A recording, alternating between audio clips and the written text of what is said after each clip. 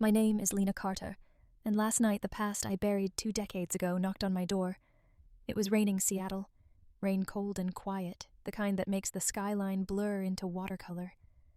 I stood in my kitchen stirring chamomile tea, listening to the kettle settle into silence, when 3 soft knocks found the wood. I almost let them fade into the weather. But something about the hush on the other side pulled me forward.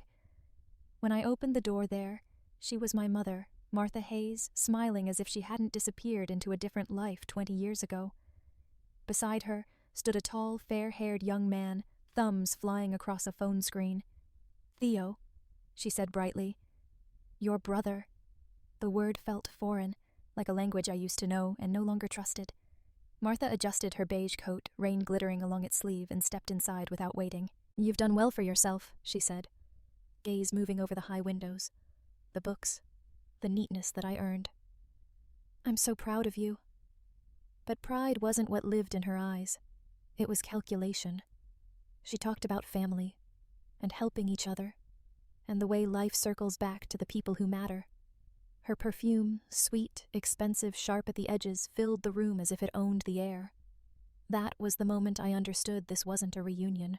It was a transaction waiting to happen. And when she smiled again, I realized family can show up not to love you, but to take what's left of your peace. People often remember childhood as soft. Mine was the scratch of old pages and the bitter smell of coffee in my father's used bookstore in a small Ohio town. After my mother left, silence became our third family member.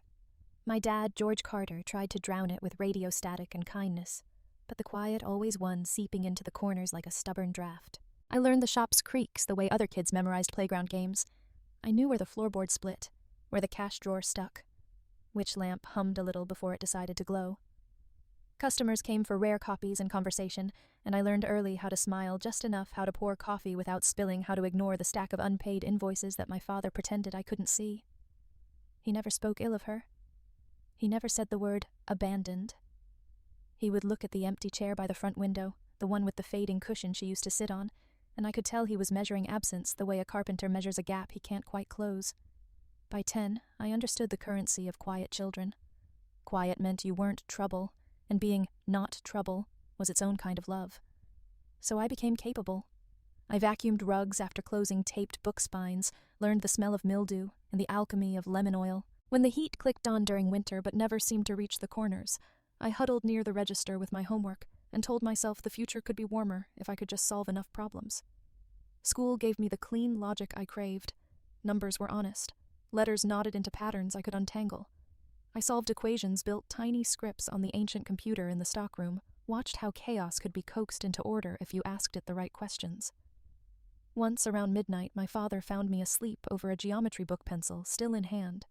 He brushed hair from my forehead. "You don't have to save us, kiddo," he whispered. I kept my eyes closed because I didn't want him to see that I already believed I did. We counted time and survived months. We replaced broken bulbs with softer ones because softer was cheaper. We kept the door unlocked even on thin days because hope needed an entrance. By 17, I had a plan that felt like oxygen leave study become someone whose life didn't live at the mercy of overdue stamps. When the scholarship offer came from a university in Washington state, the envelope shook in my hands. On the bus west, I looked back through the window and saw my father standing in the shop's doorway waving with his whole self.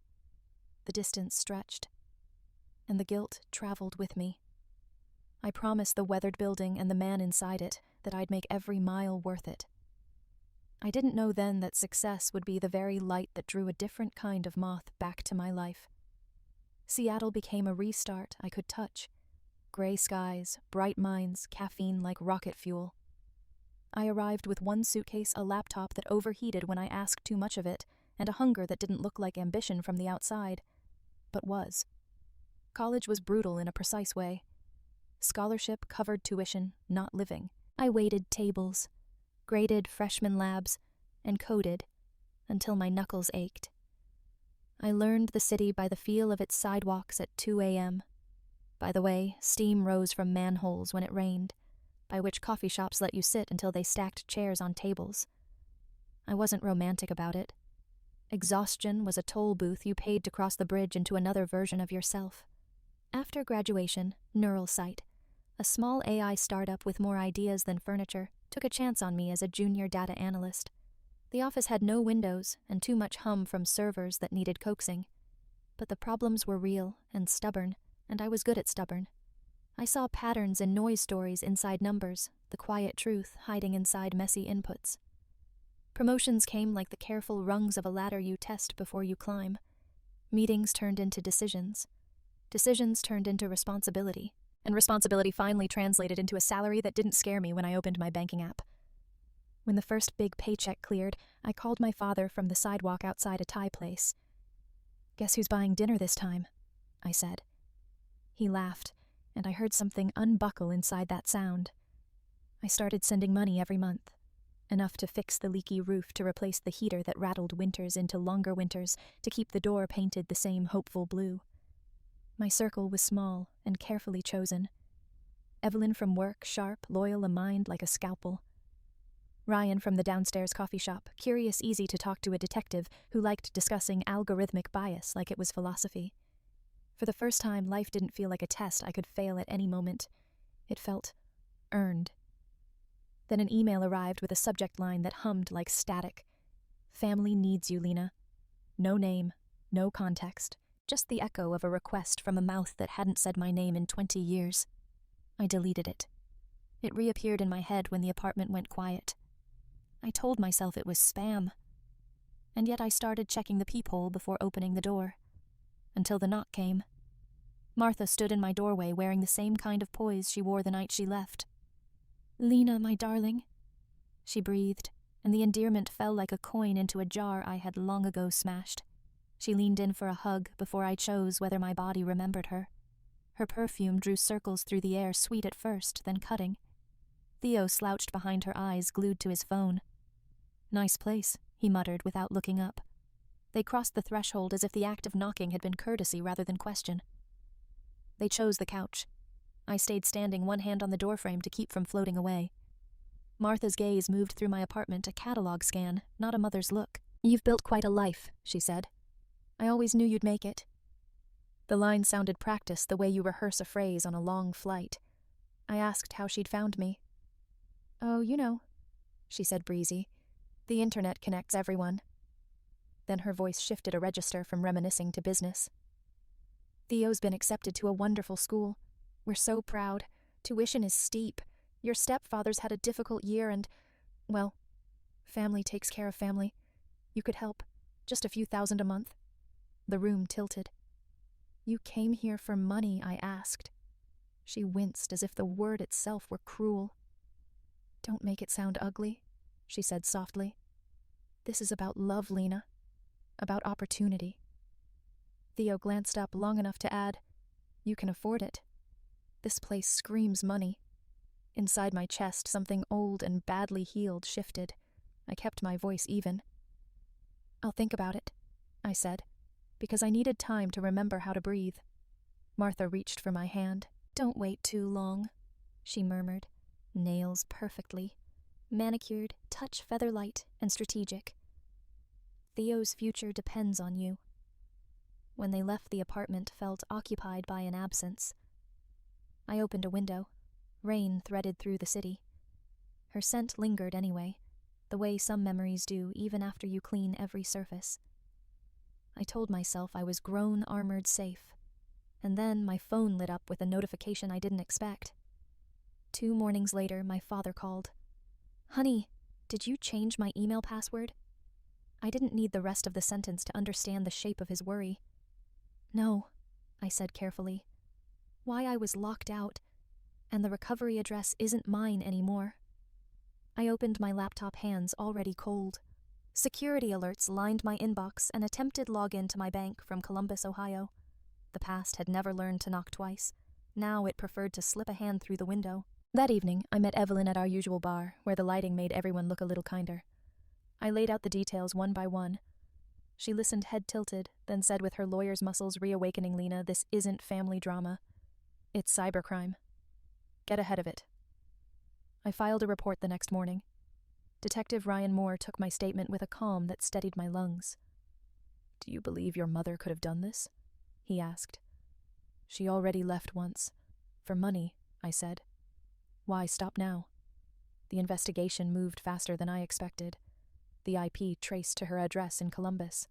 There were email forwards from my father's account, salary documents, fragments of my life scraped from places that were supposed to be mine. Ryan called with the confirmation and the question that snagged on a word. Do you want to press charges against your mother?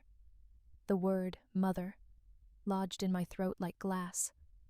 Silence had been expensive my whole life. Yes, I said finally. I thought the boundary would end the story.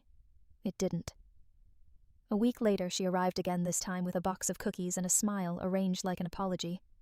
You didn't have to call the police, she said sweetly, placing the box on my counter as if we were practicing for holidays. Theo drifted to the couch. Same phone.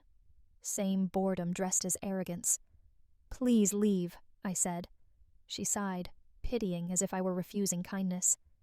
Then her eyes flicked toward my desk, toward the open laptop, and a familiar calculation lit behind her mascara. That was when I understood she hadn't come to apologize. She'd come to finish what she started. It took seconds. I turned to pour water, and heard keys tapping. When I spun back, Theo was at my desk, my banking app glowing like a wound. What are you doing? He didn't bother to hide the screen. Relax, he said, just checking. I crossed the room and shut the laptop hard enough to startle us both. You think this is a game? I asked, voice low. Martha stood palms out in theatrical calm. He's curious, she said. Don't make a scene. Curious is Googling. How to budget, I said evenly. This is theft. Her face changed then. The softness evaporated. You owe me, she hissed each word narrow. You wouldn't have this life if I hadn't brought you into this world. I took out my phone and pressed record. Say that again, I said steady. Theo laughed, but the edges of it were frayed. You're not calling the cops on your own mother, he said. I looked at him and saw the person I might have become if survival had taught me entitlement instead of resilience. I'm done being quiet, I said. For a breath, everything held still: the rain, the hum of the refrigerator, the tremor in my hands. Then Martha's mouth flattened into a line I recognized from a childhood I refused to live in anymore. You'll regret this, she said, grabbing Theo's arm. They left fast. The door slammed hard enough to rattle the picture frames. I stood in the wreckage of small things, spilled water, my pulse in my ears, the recording blinking red like proof. It wasn't triumph that filled the room. It was grief, clean and undeniable. The grief of finally refusing to beg love to be kind. The process moved with a rhythm I learned to trust. Ryan filed what needed filing. Evelyn sat beside me at hearings, passing tissues I didn't use. The recording, the IP trail, the forwarded emails together, they drew a line even a judge could see without squinting. Martha received a suspended sentence and a permanent restraining order.